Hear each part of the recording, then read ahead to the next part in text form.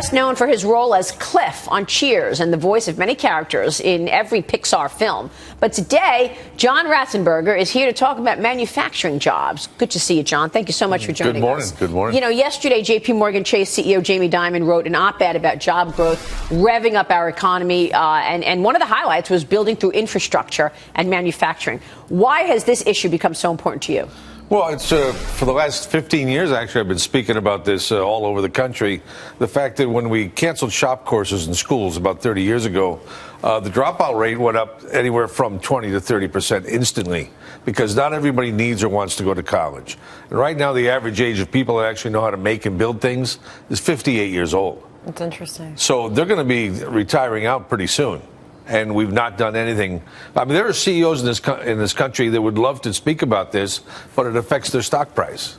Could you imagine someone in a big, the machinery company that said, we can't find diesel mechanics? Yeah. Right. That affects the stock price instantly. So the onus is on the private sector to ensure, or government, who's responsible, to ensure that we've got the right training.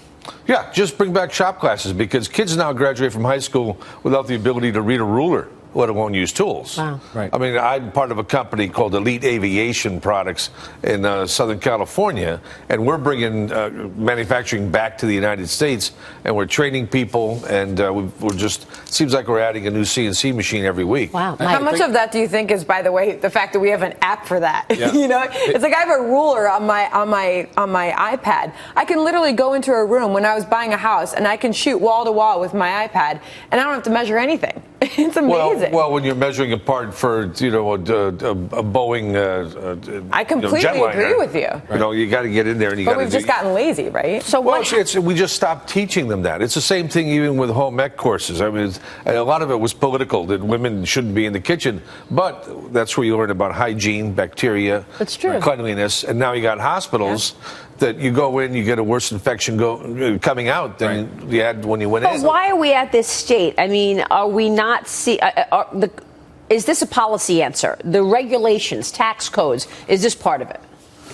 Well, I think it's a lot of it has to do also with the philosophy that came out of the 60s of that everyone needs to go to college. And also the fact that... And not trade schools. Right. So, well, not even trade schools, because kids used to climb trees. In my generation, build tree houses, fix our own bicycles. And we just learned it naturally, how to use tools. We've taken that completely away from children now. So what you're doing, I think, is great, bringing jobs back to the United States. I commend you for that. But I think... Today, it is different. The technology, to Sandra's point, it is there that wasn't there in the past. So I just question if trying to bring back the simple answer of bringing back a shop class really gets us to where we need to be. But I agree. There are a ton of jobs out there that people can't, from truck drivers to builders to and a lot of things in manufacturing that they can't place workers in. But I don't know the answer. But I don't know that it's simply bringing it back, reintroducing it in school. Well, we're running out of people that know how to build and operate and maintain turbines. Now, that's what brings your electricity to that light bulb. And the people that mine the coal, they need machines to mine the coal to get it, to the turbines to provide electricity for us all. And if there's no people to do that, then you don't get electricity. Well, what about same thing with water? What about the incentives for companies to move their manufacturing overseas? I mean, isn't that part of it? Well, there's a lot of things that are so big, you really can't build them overseas. I mean, you can, but the price goes up. But also, you were talking about it before, I mean, the quality of the steel from China. I could tell, because I'm an ex-carpenter before I became an actor, but I could tell from a distance the difference between Chinese steel and American steel on, say, a wall of hammers. If you go into a store, I know which ones were made in America, which ones were made in China, just because of the way the light reflects off them. Wow. The Chinise ones, after a while, they're going to chip. If you're not wearing goggles, it's going to hit you. Absolutely. Oh, my God. Do you think the candidates right now in the GOP, as well as on the Democratic side, are focused on this? I mean, do they understand the issues that you're talking about? No, not at all. I've talked to a lot of them. They look at me like I got lobsters coming out of my ears. What, were you in the green room with all the lobsters? No, I'm from New England. No, but in the green room right now, they're making lobster rolls. Oh, is that right? Yeah, lobster day is next week. That's a whole other conversation. Great segue. I'm so sorry. There you go. So it's But a way to reintroduce a way to reintroduce a middle class that not everybody needs to get an advanced degree, that a middle class can The green build will a make it good last. living. But think of everybody that's moved civilization forward. Let's go back to Leonardo da Vinci. He was an illegitimate child that grew up on a farm. He ignored him. He was a free-range child.